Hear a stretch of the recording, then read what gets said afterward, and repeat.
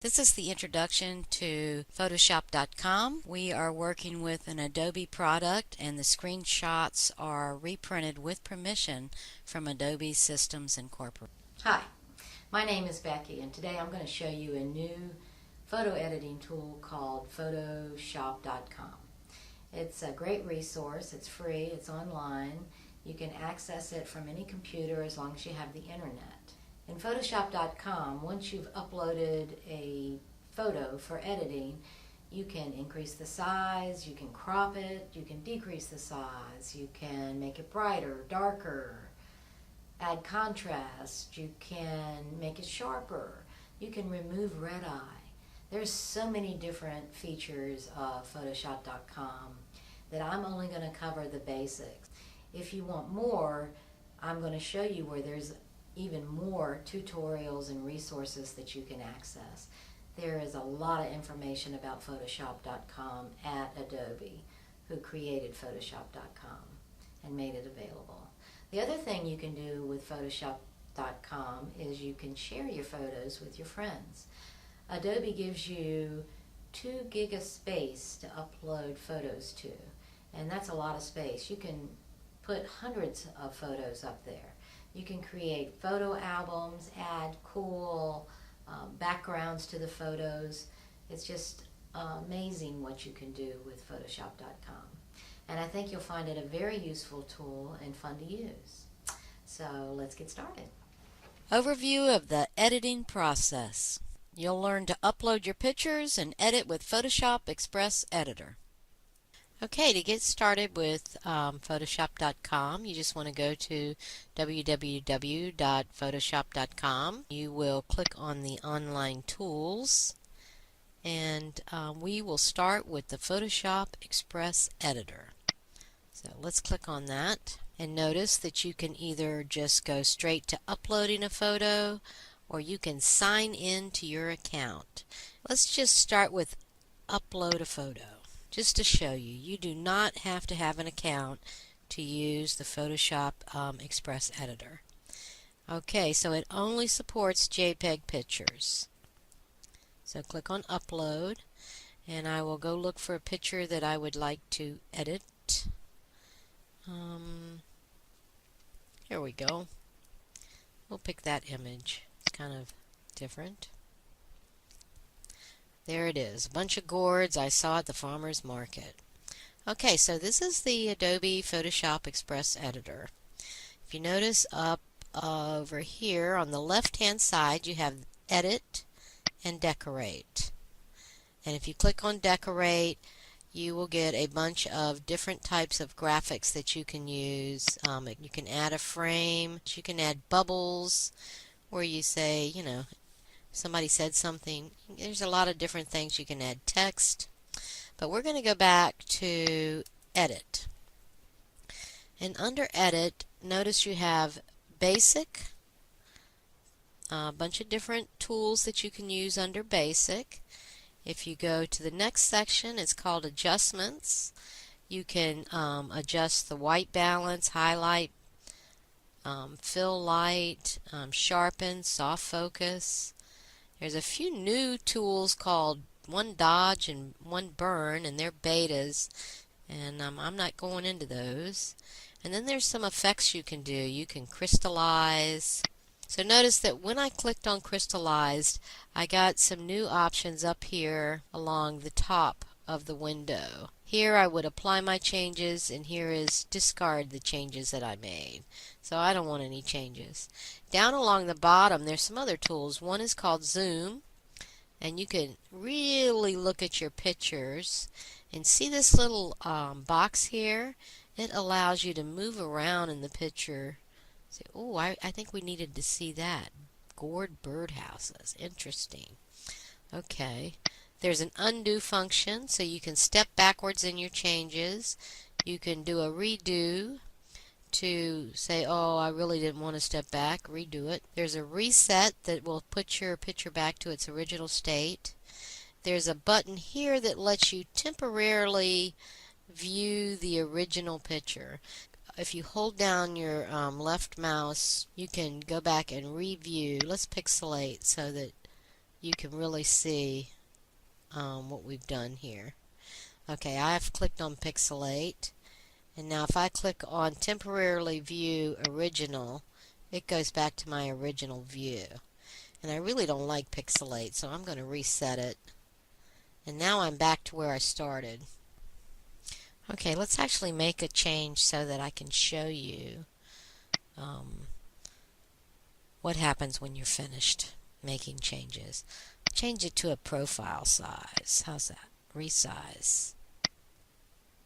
There we go. Have we picked one? 480. Okay. Click Done.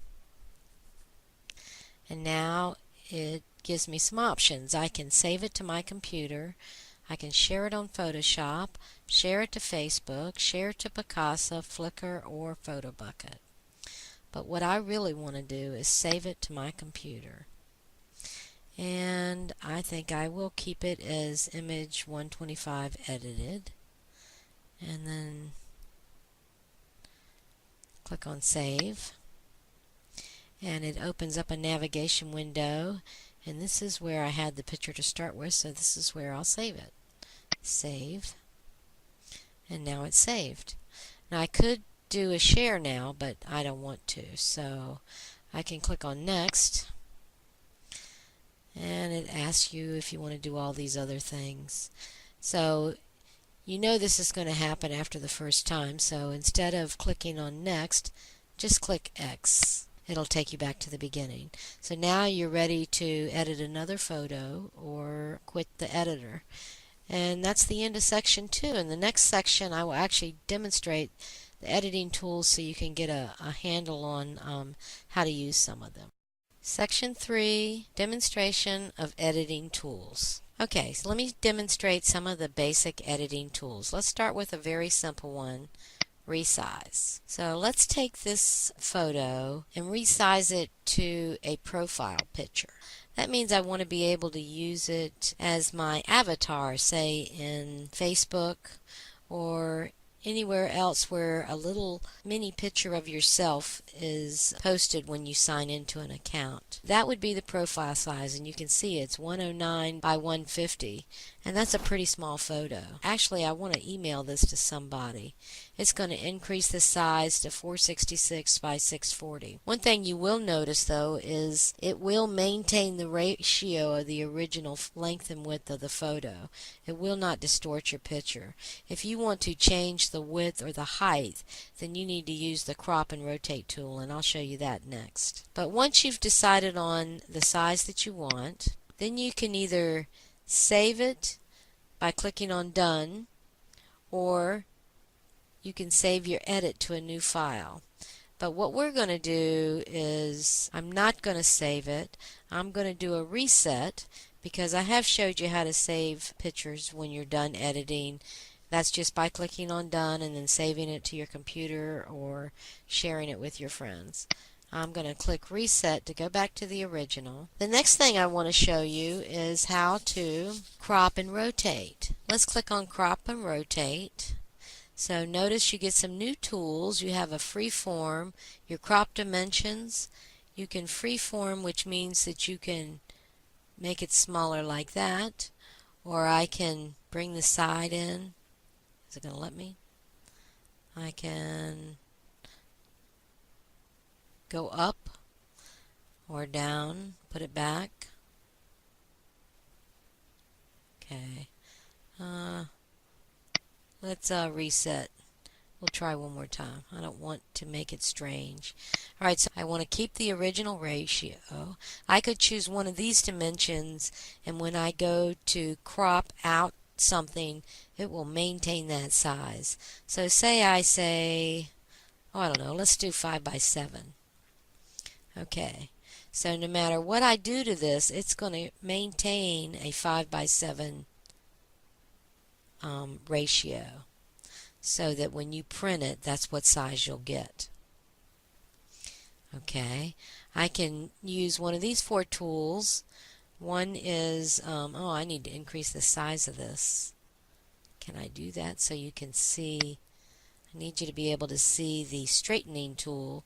See, there's a straightening tool over here, If it was crooked, I could straighten it out. That's a rotate type of tool. I can rotate it left. Sometimes when your pictures come in, they're not in the right orientation. I can flip it back. I can flip it horizontally. I can flip it vertically, which take it back. Okay, so and then of course there's the straighten tool. And then once I'm satisfied, I can click done. And I'm going to go back and reset so we can look at some other options. Let's try autocorrect and see what happens. If you look at autocorrect, here's my original. I can choose any of these options. And this one made it brighter, but it seems to have washed it out a bit. This makes it, I think, a little darker. That one looks pretty good. Nope, I think this is the best one right here. Notice how much lighter it is than the original. So I probably would keep that. I like that. So then I would click done and save it to my computer. That's how you use autocorrect. It does all the thinking for you. You just choose from one of the different options. And notice if you just hover over the different options, it'll change them without really changing the picture. Okay, now I want to show you how to use the red eye tool. This is an awesome tool. It's just amazing what it can do. Notice this little boy has red eyes. It's a cute picture except for those crazy red eyes. Make him look like a little demon. So click on the red eye tool, and then you'll notice when your cursor goes across the picture, it turns to a crosshair. And if you will take the crosshair and center it on the eyeball, you can set your red eye. And you know what? I think I need to zoom a little bit because I really want to get this right. So I'm zooming in, getting closer, and I'm going to click on the red eye. And I got to turn off zoom. Click my cursor right in the center of the red eye. Kind of nicely it made that red eye go away. Perfect. You still got your white spots, but all the red eye is gone. Is that amazing or what? Okay, so now let's zoom back out. And there's our perfect little boy looking sweet as pie. So I call that the most awesome tool in the collection. I'm going to go grab another tool from the organizer, because I'm already logged in. If you create an account, you too will have an organizer, and you can upload pictures, work from the organizer. Take these new pictures and turn them into a photo album if you like. Geez, I got to make it big so I can see them all. The one I want is this one. And notice in the organizer, when you hover over your picture, you get photo options. And if you click on that, you can choose Edit Photo, and it will bring it up in Photoshop Express so you can edit it. Alrighty. Now let me bring this back down to our working space. There we go. Alright. What we're going to use is the touch-up tool. I love this picture. It's in my backyard, but I hate this old grill that's in the picture. It's been there way too long. I should have thrown it away years ago, but I was going to make it a plant stand, gardening stand or something. But I'm going to take it out. So notice once again my cursor has turned into crosshairs. And if you look up here at the top of your picture, it does give you instructions. So if you go and you select in the center of the area that you would like to fix, notice the size of my circle, and I can vary that by dragging my mouse, holding down my mouse and dragging with my finger. The red one is the one you want to replace what's inside the green one with. So that looks pretty good to me. Notice it's gone. Isn't that the coolest tool you've ever seen? You can also do things like, alright, so I've selected it.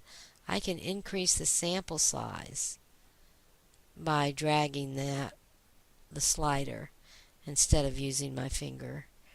I have a little touchpad on my computer, but if I was using a mouse, a regular mouse, I would hold down the left mouse button and I would roll my mouse around to increase or decrease the size.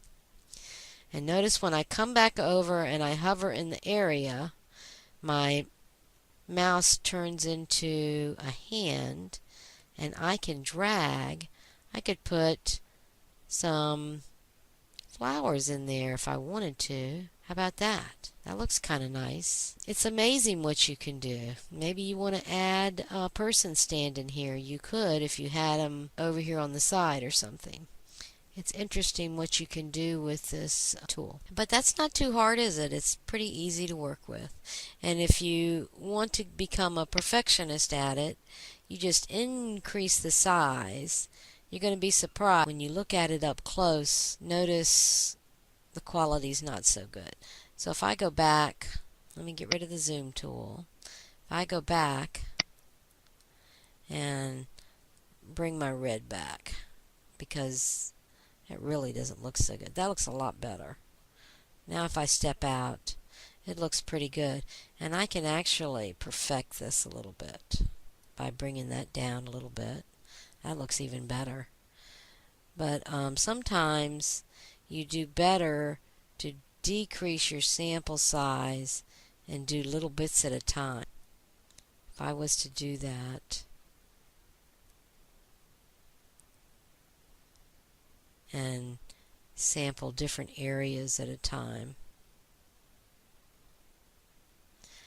then you don't end up with a big old circle in there and you get a little better quality,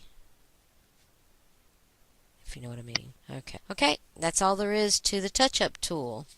And the rest of the tools, I highly recommend you play with them. They're very easy to use. White balance lets you change your white balance in your picture. And the tools are very easy to use. And if you get something and you're just not happy with it, just hit reset and you go back to your original picture and you can start over. So just give all these tools a try. My favorite thing to play with, and I'll show you very quickly, under Decorate would be, I don't know, I like adding stuff to my pictures. If I can add something, select it, you can drag it, put it where you want, there you go. So I hope you'll give this set of tools a try and have some fun with it. This is the end of section 3. In the next section you will actually use my practice files and try these tools for yourself. And then in the last section I've added some resources for you so you can see a lot more tutorials that are provided by adobe.com. Alright, now it's your turn. So you need to download my practice files, and you want to start with Editing Tools Practice. It has step-by-step instructions with photos for you to use to get started with. Finally, we reach the end. This last section, section 5, is just to extend your experience. I'm sending you to tvadobe.com. There are 22 episodes for you to look at. Thank you for your time.